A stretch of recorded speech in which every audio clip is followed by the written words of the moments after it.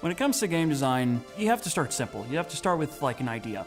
It always starts with a concept, just a wild idea. You start writing storyboard, mechanics, you list out everything you want in this game. The design initially happens on paper, and then you test it, and you're like, wait, maybe this isn't fun, maybe it's not working. You want to start early on prototyping things. So basic mechanics, starting to get assets. That first couple of weeks of development usually is, can we get a thing working that is fun to play? And then it's just a lot of iteration, redoing and redoing and redoing.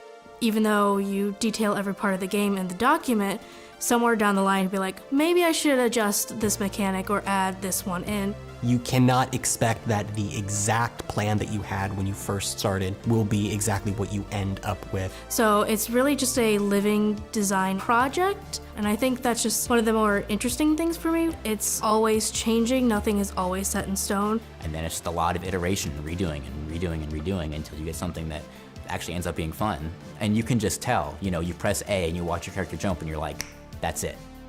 The professors here worked really hard to treat, all the students exactly the same and help them out where they need it. They will sit down and talk with you and try to understand what your skill sets are. What's your benchmark? What are you capable of doing? The first thing to do in class is they pull up their portfolio, and you get to see all of the games they worked on, all of the companies they've went after, all of their products, their art. For the most part, they will pitch you in groups because that's how you make games. You don't want to be all by yourself. So we assign a bunch of roles, and then the director and producer gives us the roles.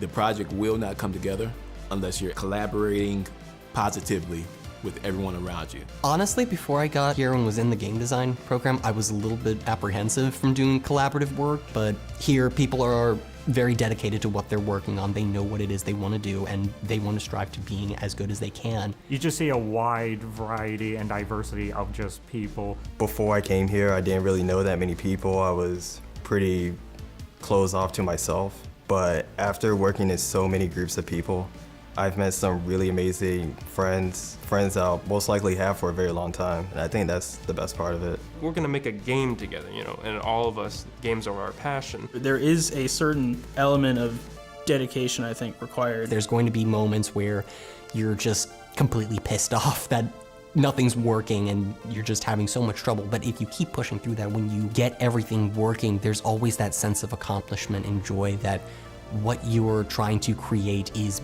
being brought into existence. The moment that you see the character that the animators and artists have worked on start moving on the screen is very, very special.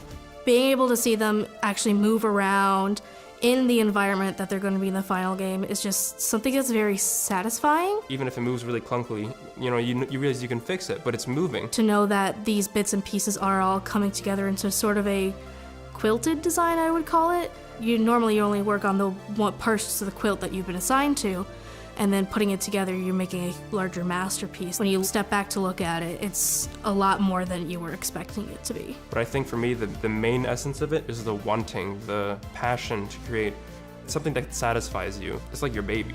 That first moment where someone you don't know plays the game and watching their face go from neutral to smiling as a result of the thing you made, it's ridiculous how incredible that feeling is. It's almost indescribable.